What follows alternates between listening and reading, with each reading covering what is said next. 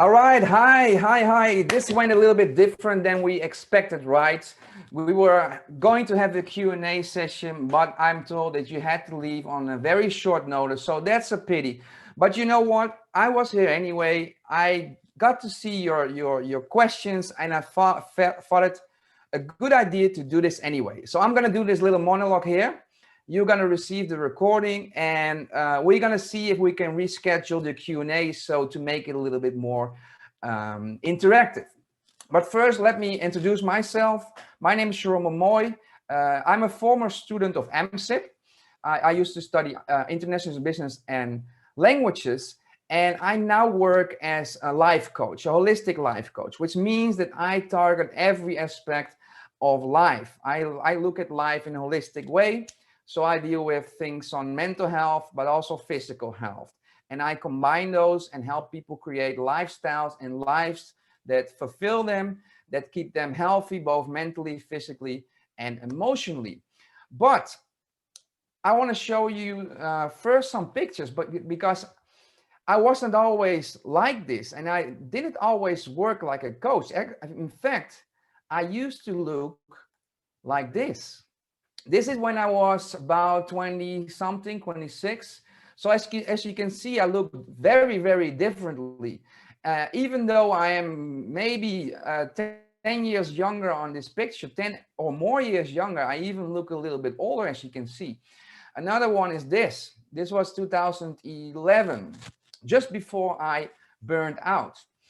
My burnout, I went through a burnout and through a depression when I was younger. When I was going to my 20s, I went through a very severe depression. When I turned 30, I burned out, and those sort of things that has taught me so much. And I use my personal experience a lot.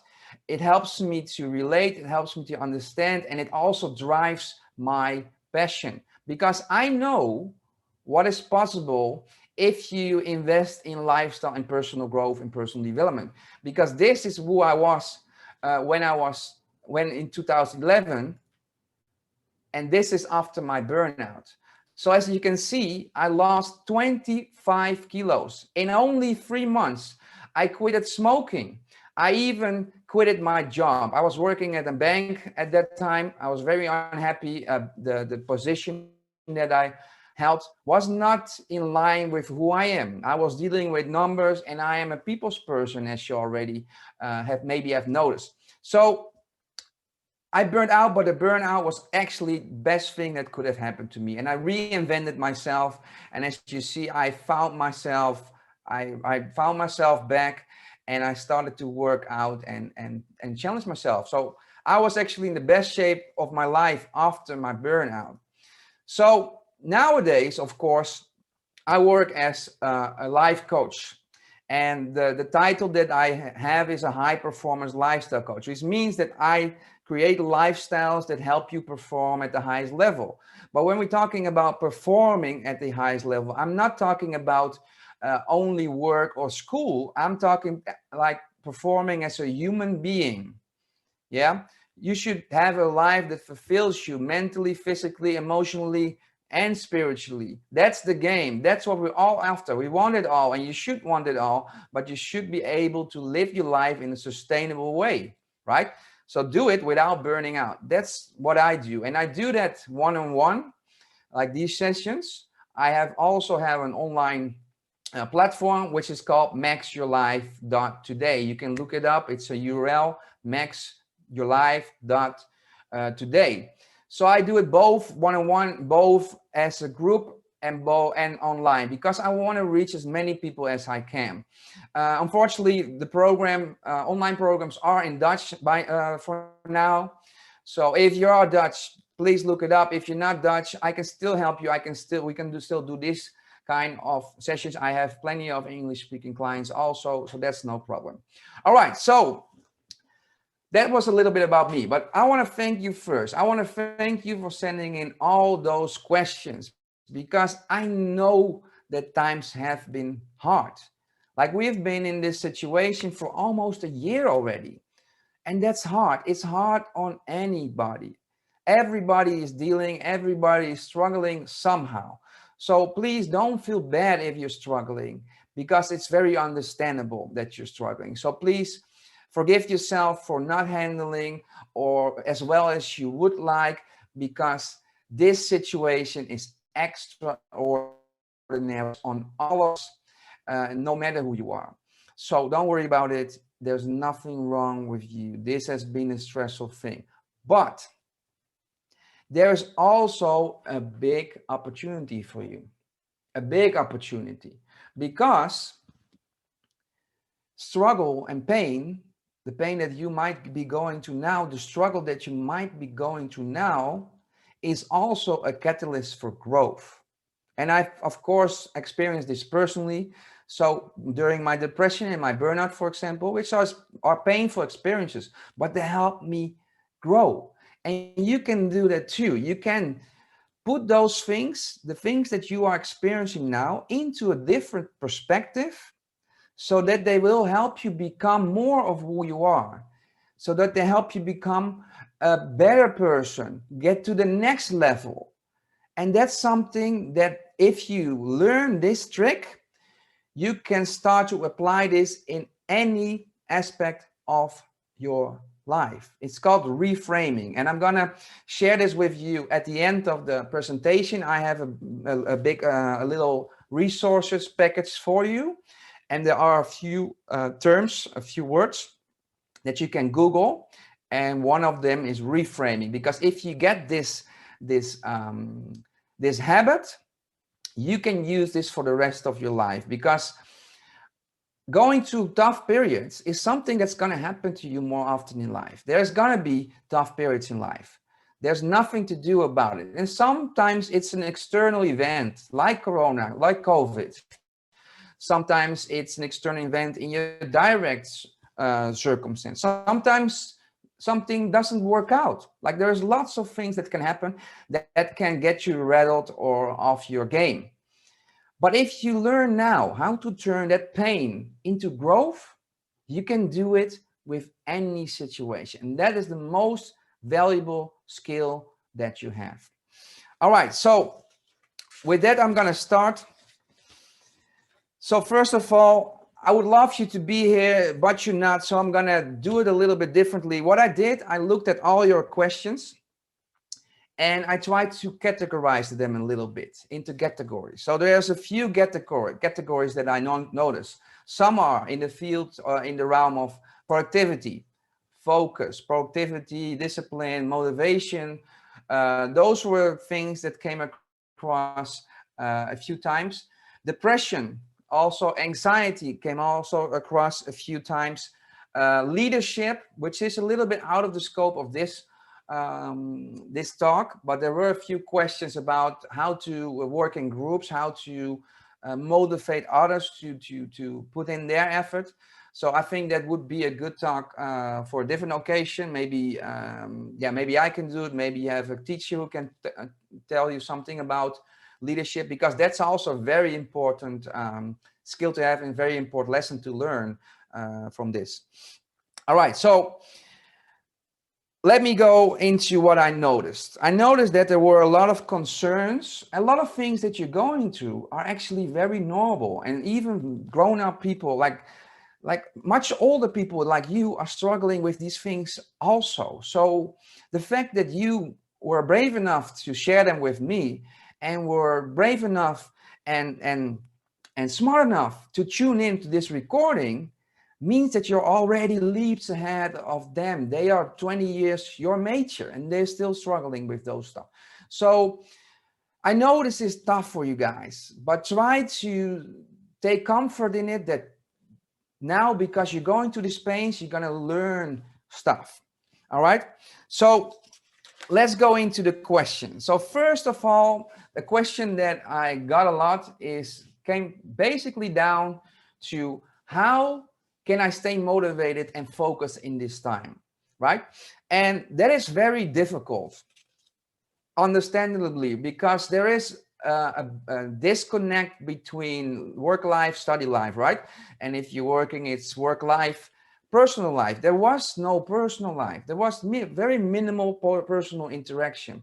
So you tend to be engulfed in only work, in only study. And that's humanly impossible, right? I'm going to show you something.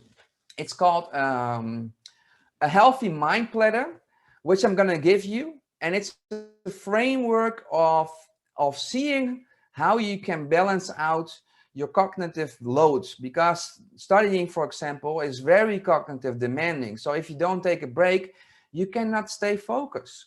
That's the first thing. So the first thing is that you need to see your cognitive energy like you would see your body. So with your body, if you work out, at some point you need to give your body a rest, right? We all know that. You get muscle ache, your legs are heavy. You cannot run a marathon every single day.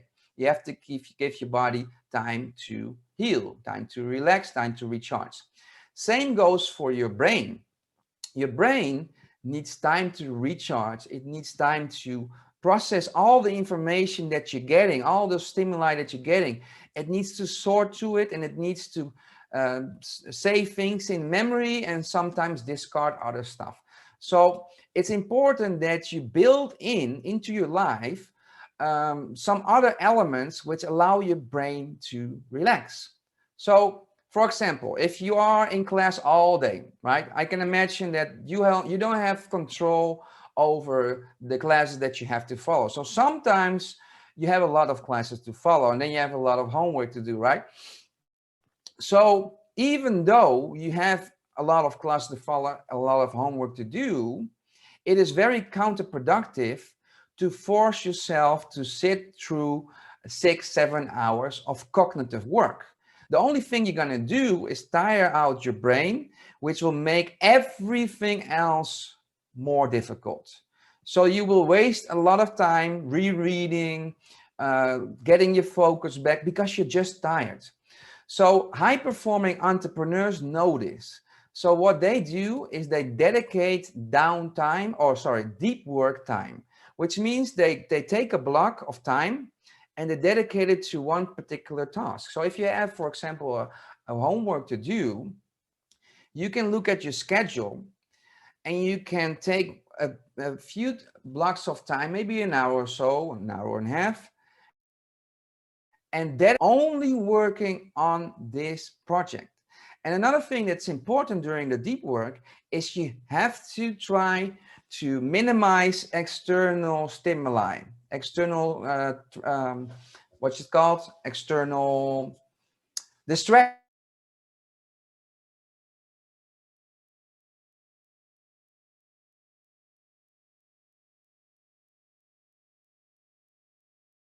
minimize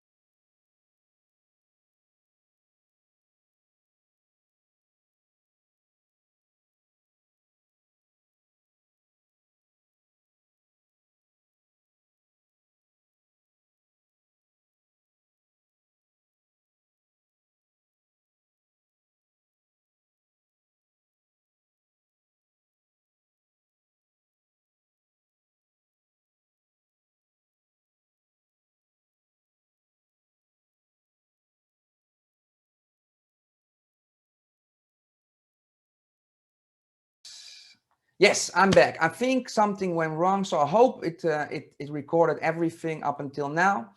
But I'm continuing. I was talking about focus. So it's very important to deep work, focus for a period of time on what you're doing, and then take a break.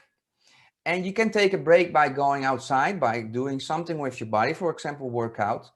Or you can take a break, for example, by playing some music, writing, reading, whatever. You need to find something that triggers your brain in a different way.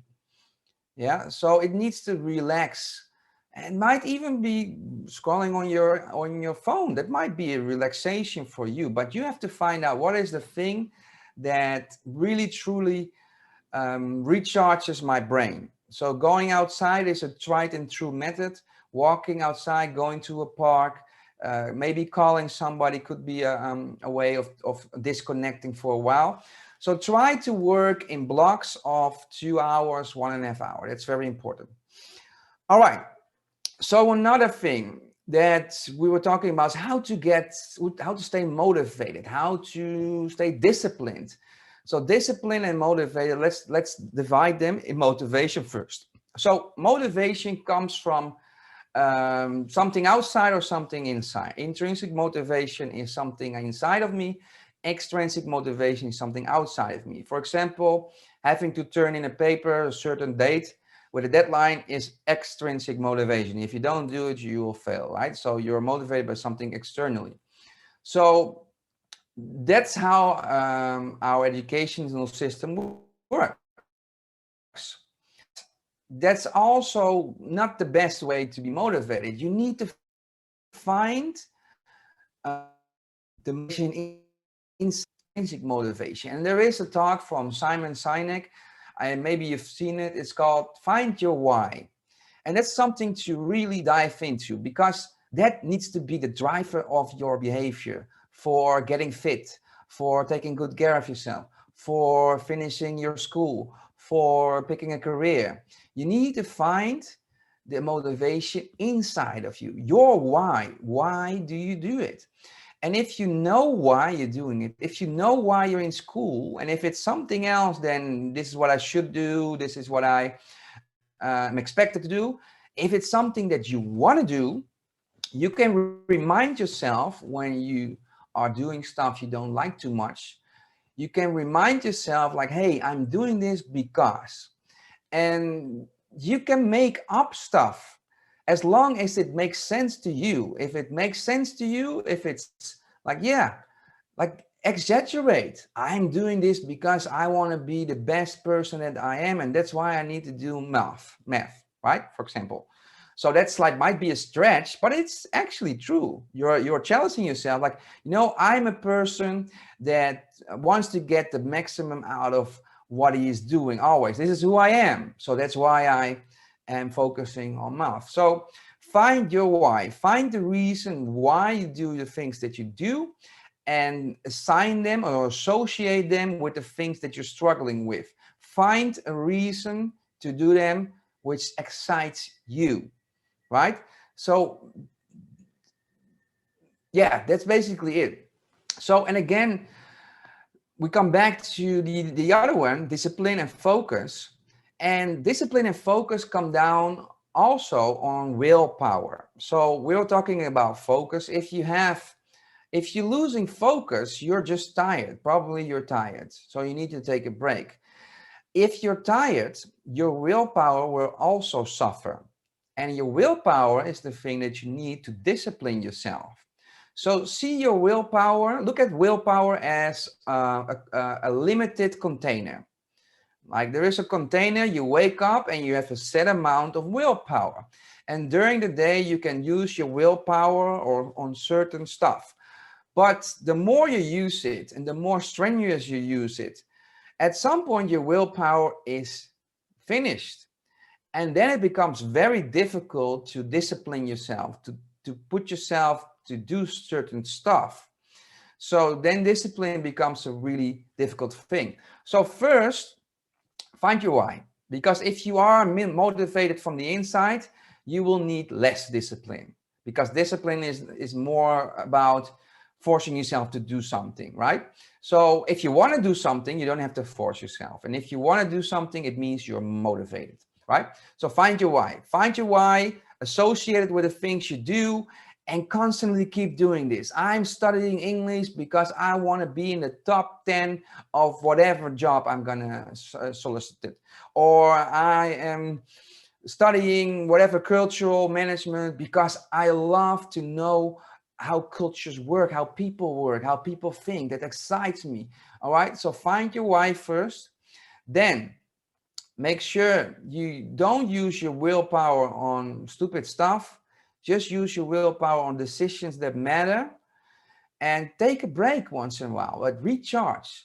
Recharge by doing something else, going outside, playing music, calling a friend, drawing, writing, reading, whatever makes you recharge. Very important. So if you do all those things, you'll start to notice that you get into a flow. It becomes easier, right? It becomes easier to produce, it becomes easier to study, it becomes more sustainable. And that's what we want. We want it to be more sustainable, because if you do it in a way that only costs you energy, it's gonna burn you out sooner or later. So that's a bad habit to have. You have to do it in a sustainable way.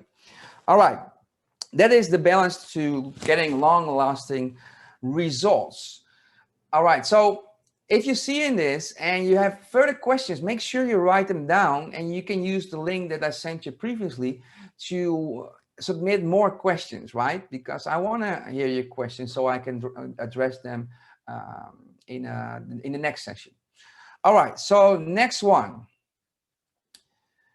I'm not good enough. I can't stay positive. Self-love, self-confidence. Those are things that came across a lot of times. And especially the first one, I'm not good enough, is one that is very prevalent among young people like yourself. It's even like a collective low self-esteem. It's strange, but it is the case. So this comes down on how you see yourself, your self-image. And probably it also comes down on comparing yourself to others. So basically in your mind, you're probably comparing yourself to somebody else and then concluding that you are not on that level, and that's why you are not good enough. Right? That's basically in a nutshell how it works. So the first thing is to discover what is your thoughts, what are your thoughts about yourself, and about what are your standards.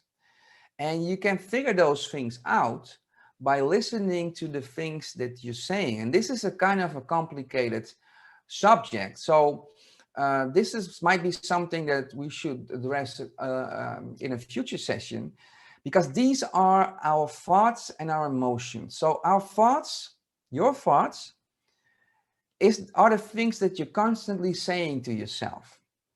But at first, you're not aware of what you're saying to yourself.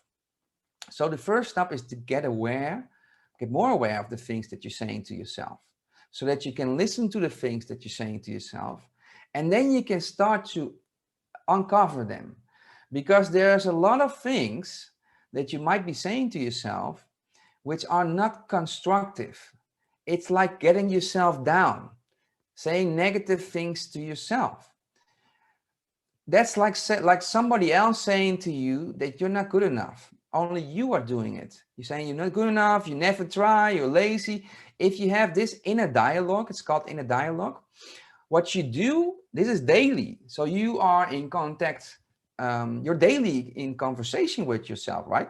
So if you are saying this to yourself on and on and on, you are lowering your self-esteem, and you're gonna get a negative self-image, right?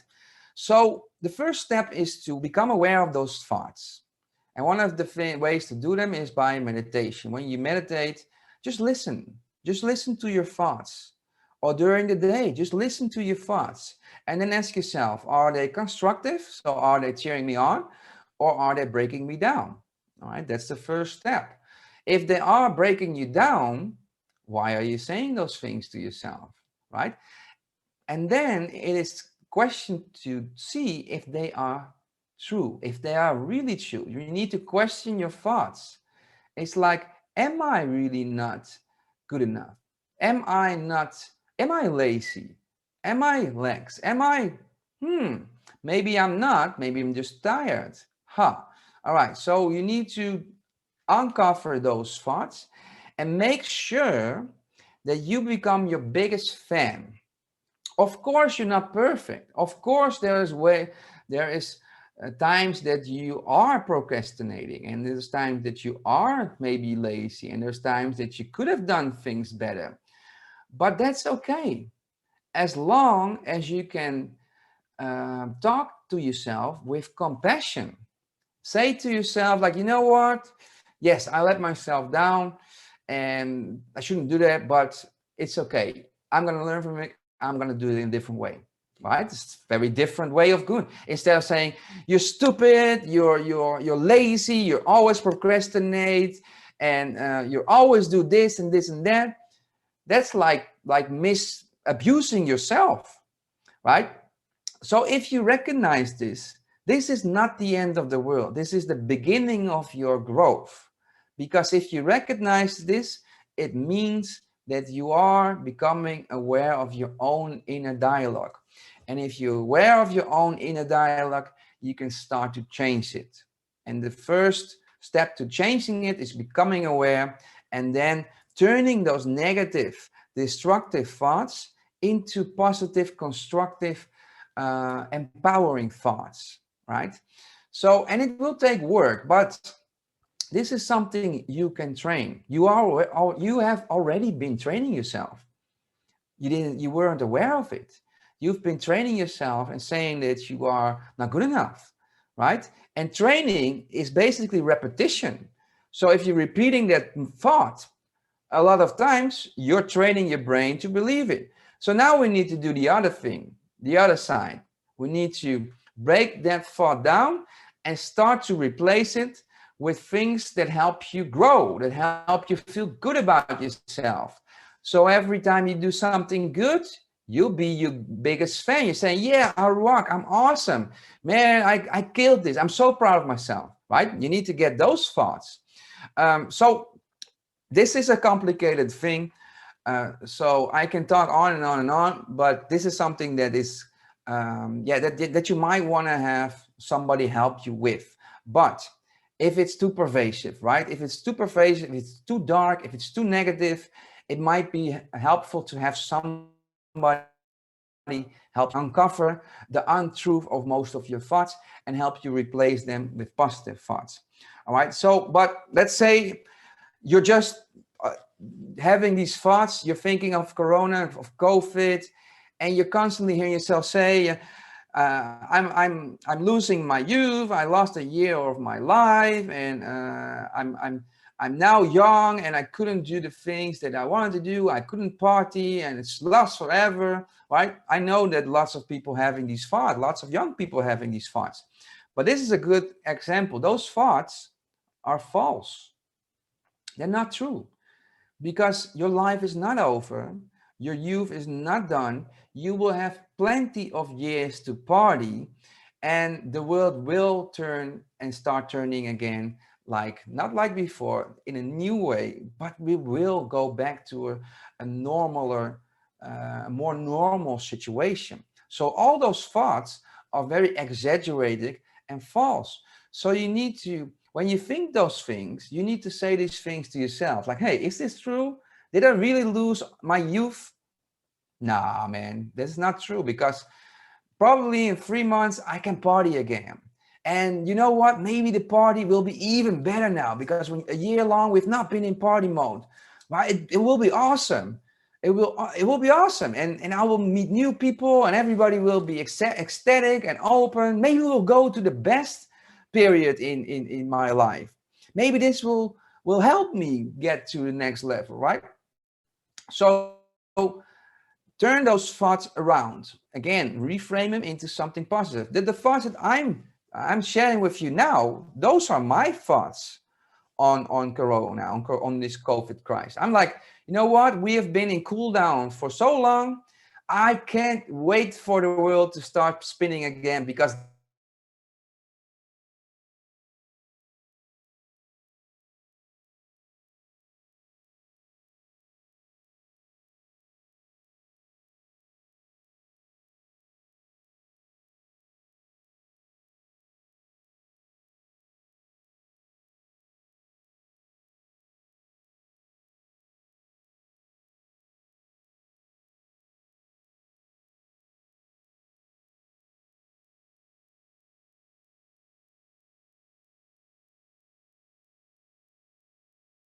this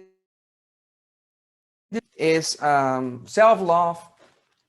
So self-love, this is a difficult one. I think this is also a topic on its own. So self-love is basically giving yourself what you need, and that might be time by yourself. That might be time with other people, social time. It might be good food, like nutritious food.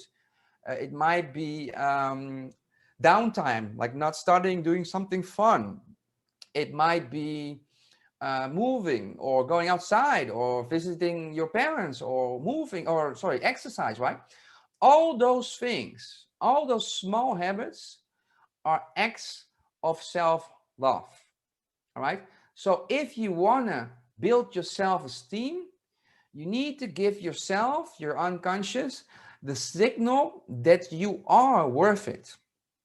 Because you're deep down, you're believing you're not worth it. And that's why you are neglecting your habits. That's why you're mistreating yourself by eating shit, staying in bed all day, whatever. So you need to do the opposite and start small. And every time you do something that's good for you, you give yourself a virtual pat on the back. So for example, if you decide I need to eat more fruit, all right, and whenever you eat an apple, you basically say to yourself, you know what, I eat an apple because I am worth it. Or when you cut somebody negative out of your life, you say, all right, I cannot deal with you anymore because you're always complaining, always whining, you're negative. I want to surround myself with positive people. Same thing. You're saying like, all right, I took this step. I told this person or I distanced myself because I'm worth more. I want to be with people who inspire and energize me because I'm worth more. Exercising. I went exercising. I do the squats. I do this morning workout because I'm worth it. I want to get the best out of myself. I want to be the best shape because I'm worth it. So a trick to getting more self-esteem is doing those small things every single day, because all of those small things are telling you that you are worth it. Actions speak louder than words, and your actions are saying, I am worth it, right? And if you combine this with your thoughts, then you're building up your self-esteem. And at some point you're like, man, I'm so proud of myself because I'm working out every day, I'm eating healthy, I'm hanging out with cool people, and I did this. Man, I rock. You can say that to yourself. There's no shame. Say to yourself, I rock. I kick ass, right? Even during this whole corona, I'm still kicking ass. This is who I am. I'm still trying. I'm even here. Even the fact that you are listening to me now, that you're looking at me now, is an act of self-care, because you could have been watching a Netflix series, or you could have been playing on your phone doing TikTok, but no, you decided, you know what, I want to do something that inspires me. I want to do something that's good for me. So I am going to tune in. I'm going to dedicate an hour of my time to listen to this guy I don't know, but maybe can help me, right? Really, really good. All right, so let's dive into the little bit further. What else? Ownership of your time and energy, self-love. All right. Emotions. Yeah, this is of course also a very complex and important thing. Emotions. So what if you are dealing with negative emotions, right? So negative thoughts, negative emotions. That's difficult. But first thing you need to do is try to look at your emotions differently. So we don't have a problem feeling nice emotions, right? Like enthusiasm, fun, happiness, cheerful, all those things. We're not talking about those. We're talking about those negative emotions. And those negative emotions are very much in relationships with the things you think. So think about it. If you are thinking only negative thoughts about COVID, like the world's gonna die, it's never gonna be normal again, we're never gonna shake hands again, and all this, you're gonna feel anxious. Anxious thoughts make you feel anxious. But if you think like, you know what, this is time that for reflection, this is time that I can invest in myself, and if I do that, I will come out stronger at the other side of Corona, you feel empowered. Same situation, different feeling, because you are looking and thinking about the situation differently. So the first thing you can do is try to think like, what am I thinking that's making me feel like this? And can I think in a different way? Right? Let me go a little bit to this side. Yeah. So think of what you're thinking and think about how can I think about this differently so that I can feel differently. This is again reframing. So Google reframing. You're reframing a situation. A situation is not how it looks, it's how you perceive it, how you look at it, right? So you have always the power to look at the situation in a way that it empowers you, inspires you, gives yourself energy. So try it, right? So that's one coin, one side of what am I saying? Oh yeah, one side of emotions, thoughts and emotions. And of course, emotions are also a kind of a biofeedback mechanism. It's telling you something. So your emotions are here to help you. Let's say that, right? So we are always trying to suppress negative emotions, run away from them, but that's only going to cause you a lot of pain, and it's going to cause a lot of bad habits. So try to look at it as emotions like signals from your body, signals from your soul, signals about the environment, signals about you. They're telling you something. So if you feel frustrated, frustration is telling you something. You don't already always know what it's telling you, but it is telling you something. And it's your job to figure out, why am I frustrated? What is making me frustrated? Is it my thoughts about something that's making me feel frustrated? Then I may have to change my thoughts and my perception of the situation.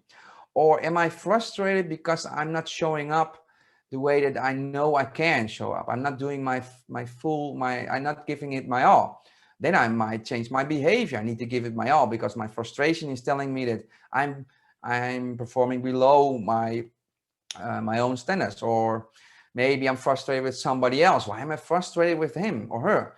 Maybe it's because she's not putting in the work. I saw some of you mention this, like, hey, people are not putting in the work in group settings. I get why you get frustrated. It is a challenge sometimes working in groups.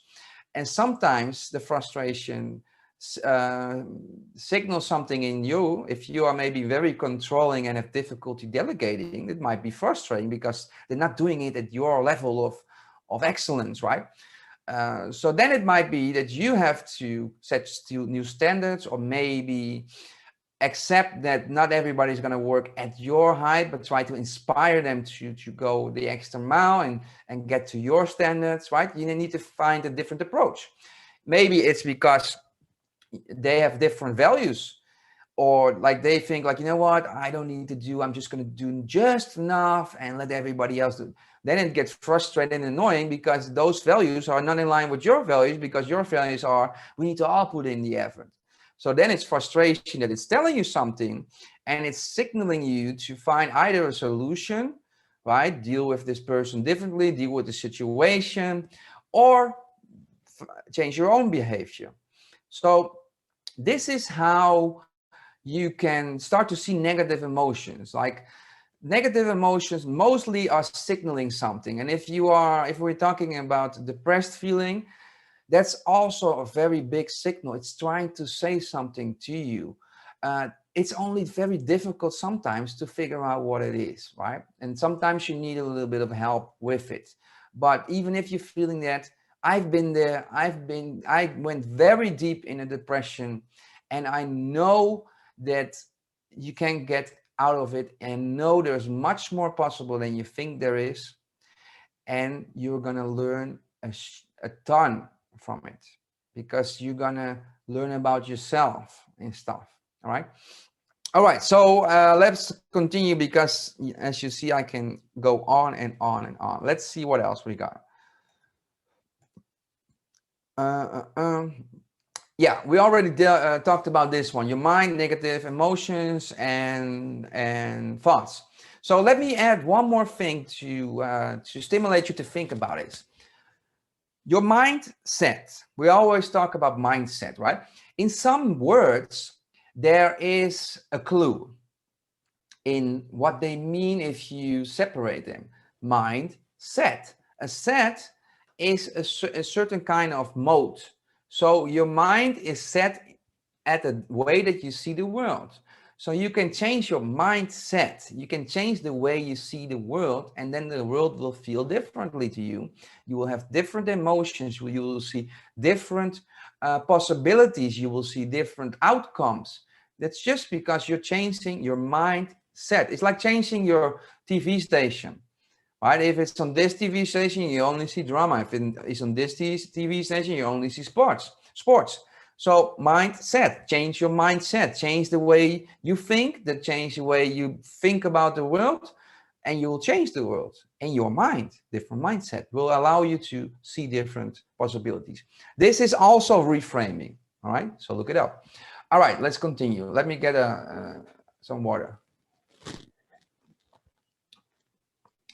Yes, all right. So we already addressed this one in the first part of the presentation, but I'm going to share with you a framework.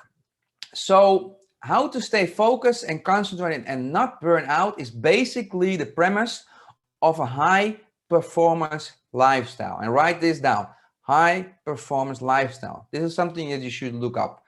This is what I create with my high performing clients, like entrepreneurs and stuff. They want to shine, they want to perform at the highest level, but they also want to enjoy their family, their friends, vacations. They want to have downtime, but usually they don't see how. So they are working in a way that is very unsustainable and will lead to burnout. It will lead to a feeling of unfulfillment. It will lead to all kinds of bad things: overweight, drug abuse, alcohol abuse, all those kind of things that come out of chronic stress a lot of the times. So that's not sustainable. So the question is, how can you perform at the highest level, stay concentrated, stay focused, do the things that you want to do and not burn out, right? So that's what they call a high performance lifestyle. Let me see. I think you're seeing this in mirror, right? Yes. All right. I don't know. Maybe you see this in a mirror, maybe not. I'm gonna just talk to you, talk you through it. And again, this one you can also download at the additional resources page, which I'm gonna share with you. All right. But this is basically a framework which you can lay next to your life. So what elements does your lifestyle have to contain? First, you need to have good sleep and enough sleep. Very important, because sleep is when you regenerate. Sleep has a very big impact on your cognitive functioning and on your physical functioning, on your nervous system. So good sleep, quality sleep, enough sleep, very important.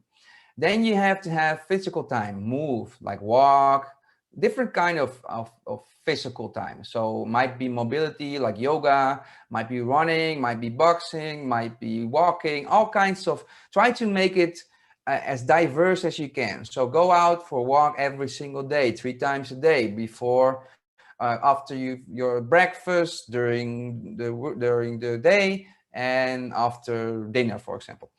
Do sometimes yoga, do sometimes boxing, right? Those are physical time things. All right. And when you do physical time, when you are working with your body, your mind is getting a break.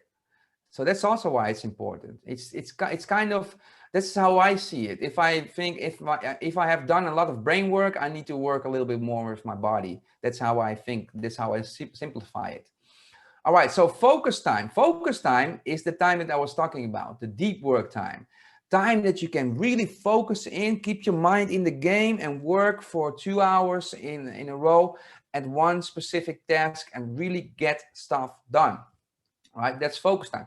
But you cannot sustain focus time for the whole day. So you need other times, connection time. Maybe you step away from your computer to have a drink with somebody outside. Or go outside, different environments. We can go to the terraces again. So sit down, have a chat. That's your connection time. Connection time is getting connected with people. And I saw some people mentioning that they found it really difficult now to connect with people. And that's true. Right? Before, you met people in a physical location, which is cool, right? Now you have to find them. But this is a good skill. This is a good learning for the rest of your life, because in the rest of your life, you won't have school. And you might have colleagues, but they might not be the people that you want to be friends with. So you have to actively maintain, look for, go out and nurture those relationships. So make a list for yourself. Who are the people inside, like people that you want to have a good connection with? And make a list and determine that you're going to be in contact with them every single month, every single week, whatever. Maybe even make a standing appointment with them. They call it an opt-out agreement. So like every Sunday we're having breakfast, something like that. So put in a little bit more effort. You have to put in a little bit more effort now, and make sure those connections are not through app. All right, sending app is a very different way of communicating. It's very inefficient. So call or meet in real life or do video. It's gonna nurture your soul a lot more than having 5 conversations over app over 5 days, spread out over 5 days, right? So, all right, playtime. Just do fun stuff, right? Was a little bit difficult now. It's gonna get better. All right, and these two are very important also. Downtime, which is time to let yourself not do anything after doing always something, like we're grinding, we're making 12 or 14-hour days studying, we're doing our thesis, we're following. That's all not downtime. You need to give your brain you need to give your brain a rest. And that also means no other cognitive stuff like listening to podcasts, audio, watching TV. Sometimes your brain needs to have silence, right? Talking about silence, that's where time in comes. So we all need time in. Time to be with ourselves, to turn our view inside and to feel how we feel, to listen to what we're thinking, to reflect a little bit, to be with ourselves instead of being with other people all the time. That's very, very important, especially because when you are with yourself, you're gonna become aware of stuff like those feelings, like those emotions. You're gonna be aware of why you think, so you're gonna grow. So very important. It's also important, especially if you're an introvert. If you're an introvert, you recharge when you are by yourself. So you need to have that time to recharge. And that's why introverts had a less difficult time during the corona, because they like spending time by themselves, and they actually get energy from it. While extroverts, they get energy from being with people, which was very limited. So I just remembered another question that you had about what can you do if you don't have so much space, because I know a lot of you are living together, right? In like you're sharing rooms and stuff. That's very difficult, and I can imagine that that's a very big challenge. I could not do it. I'm an introvert. I'm a very social one, but I'm an introvert, so I need my space. But if I were to live with other people, I would find a place to recharge. So it might be that I close my door and I just tell them like, hey, sometimes I need to recharge. I'm not there. So if my door is closed and I hang up or whatever, so like a hotel card, I'm not here. Like I'm meditating or whatever. So make sure they know.